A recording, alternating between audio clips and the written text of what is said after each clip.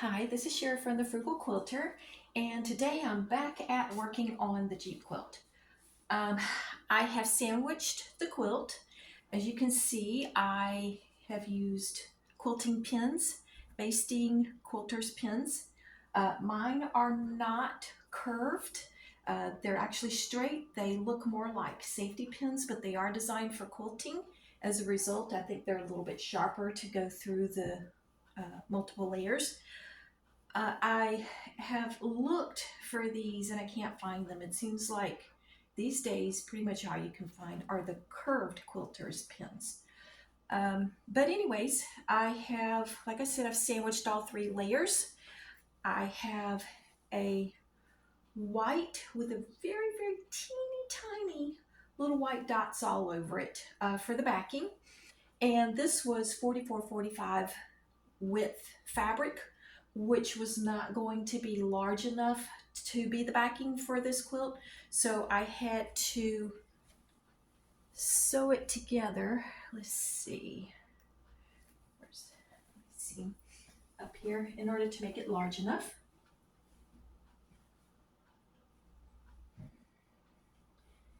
Well, it is here somewhere. Here it is. All the way up this side here. Here's my seam. You probably cannot see it, but that's what I did. And sometimes I will buy very large width fabric to use for backing, like what does it customarily come in? I think 108 inches wide versus the 44-45 inch wide. And sometimes I will use sheets as a backing. A good thread count sheet makes an excellent backing for a quilt. And you can have woven sheets, or you can even use flannel sheets. And speaking of flannel sheets, I have actually used flannel sheets as batting for the middle layer. Now this here is cotton batting that I've used, and I purchased a pre-size.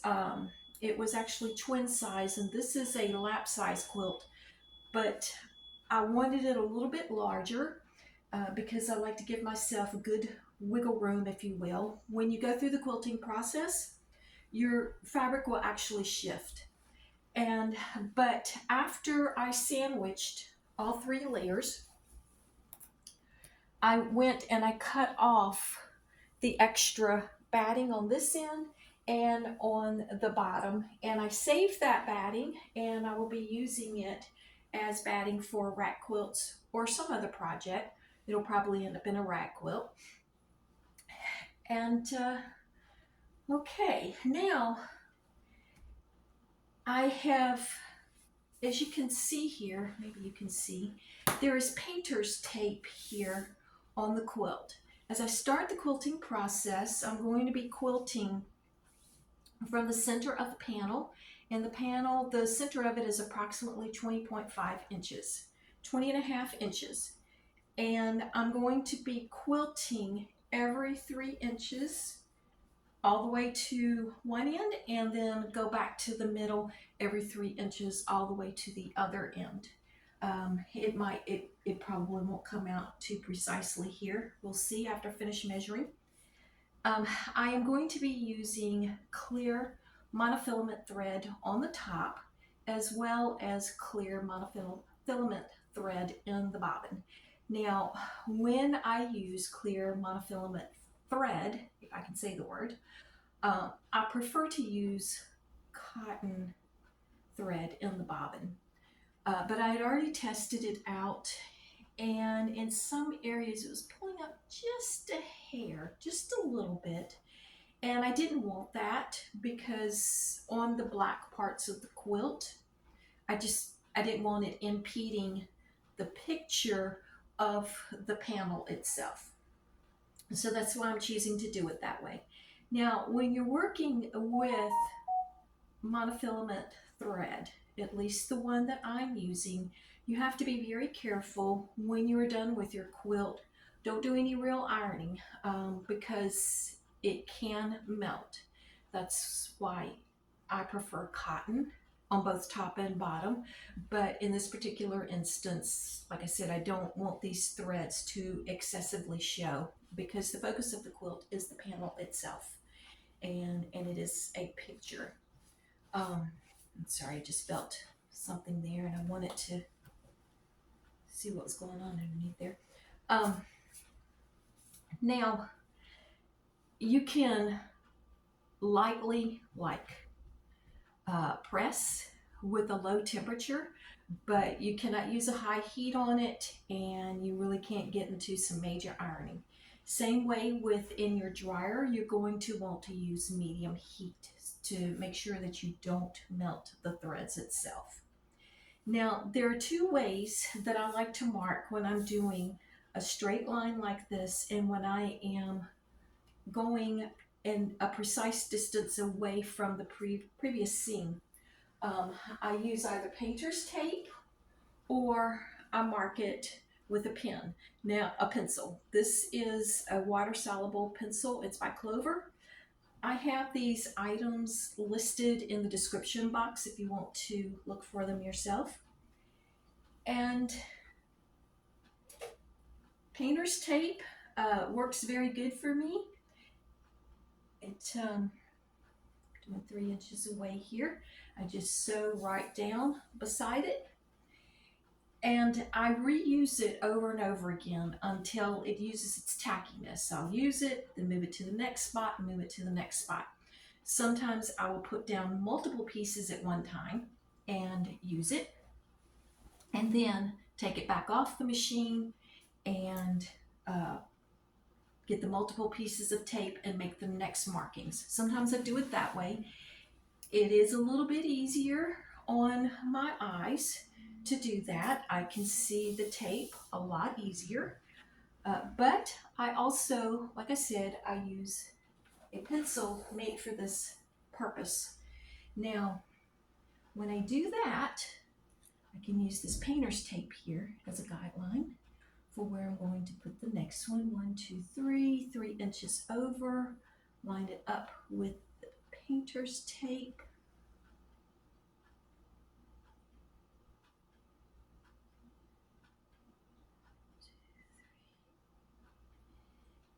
And then draw it in place.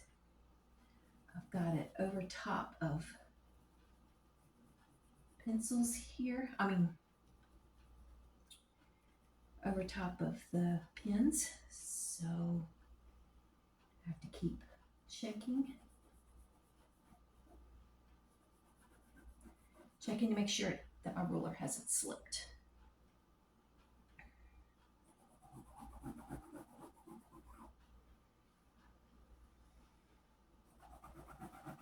Now, when you quilt, it is not uncommon for your fabric to shift. As a result, you'll want to use a walking foot. That helps. Doesn't 100% decrease it, but it does help. Now I'm going to be using painter's tape as a guideline, and then I'm going to be using the chalk as a guideline. And then I'm going to take it back off the machine and remove everything over again.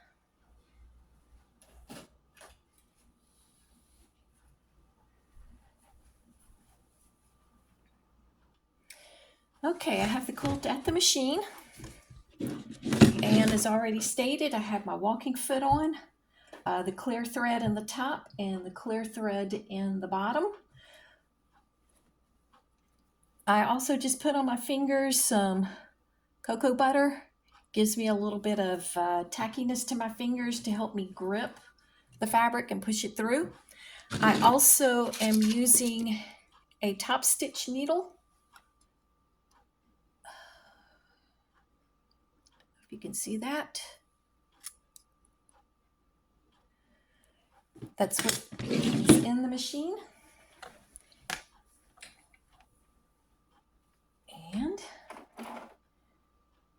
ready to go. Now, when you're quilting, you need to remove any pins that are close to where you're actually sewing to make sure that the pins don't get hung up on the going up and down action and then all of a sudden jerk your quilt through. Some people use basting spray for spray basting their quilt, holding the 3 layers together. On a rare occasion, I will do that. But as a general rule, I do not do that because the basting sprays are a little bit on the pricey side, and obviously reusing the pins, the quilt basting pins, is far more economical. I mean, they're reusable, it's a one-time purchase, and I may never have to buy any again. Every once in a while, one will get dull and I'll have to ditch it, but I have had these pins for many years, and I've probably ditched a total of 5 or 6, and that's it. So it was a good one-time investment that will probably take me, frankly, the rest of my life. Now I'm going to be pulling up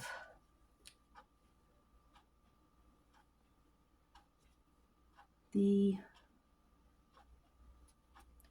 bottom, the bobbin thread here.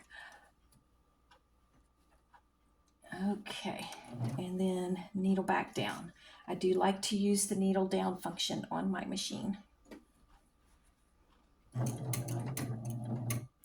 Oh, also, I should mention, this clear thread here can be a trick to thread. Now, I have my magnifying glass with the light on it. I have shown you that in a previous video. I use that, but I also have, now some machines have a needle threader on it, and my machine does have it right here. For some reason I struggle with it, maybe because I can't see well enough, I don't know. But I have a couple of needle threaders that work better for me. This one here is very traditional, been around, I guess, maybe all of my life. And then here's one here.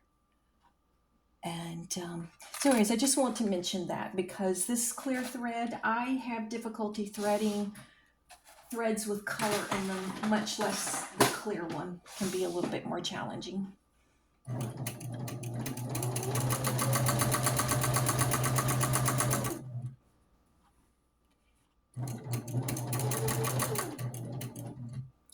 And so that's what I'm doing, and I will continue with that. And when I'm done quilting all the way across the entire panel, then I'll reassess. I will probably then do like the exact same thing, but going horizontal rather than vertical.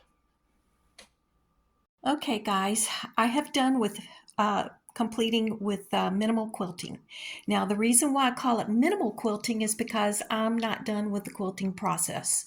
What I like to do is do minimal quilting to hold the quilt together, and then I like to cut off the extra batting and fabric on the ends here and go ahead and bind it. The reason why I like to go ahead and bind as soon as possible during the quilting process is because batting is very, very linty. I don't know if you can see here. Look at all the lint showing up on the black there. I mean, it's just a hideous amount of lint. And I'm breathing it and I'm sneezing and I'm coughing. I basically feel like a lint ball myself. I'm constantly using a lint brush, this here, on myself, trying to get it off of me, and it's just a mess. So I have done minimal quilting. I have done, I believe it's showing up here, every 3 inches. I have done a row on the panel itself. On the ends here, I've done, let's see here, I've done a line here, a line here, a line here, and then on the very end I've done what would be considered a stay stitch. I increased the stitch length to 4 because it's just to hold it down in place so that I can cut off the excess fabric. Once I am done doing that, then I'm going to be making my binding, and after my binding's made, I will go ahead and I will bind this quilt. Then I will go over it with the lint brush up one side, down the other, vacuum my living room, aka work studio, and dust everywhere and try to get up all of this incredible amount of cotton, dust, batting, dust, and just clean up the area in general so that I can quit sneezing and coughing like an idiot. And then, in my opinion, that's when the fun begins. That is when I really start to enjoy the quilting process. At this point, it has been just part of what I needed to do to get it to where I want it to be. Now, I'm not sure what I'm going to do yet. It's probably hard to look at it because it's on the side of a table, kind of draped across the floor. I might do a cross hatch, if you will, do across this way. It really doesn't need any more quilting on the panel, but again, I enjoy this part of a quilt. It's just my jam. What can I say? I enjoy it. And so I may do that. And I'm sure I'm going to do more quilting on the ends, and we'll just see. We'll just see where it takes me. But this is where I'm at this point, and I'll pick back up later and show you how it's coming along. Thank you for watching. Bye-bye.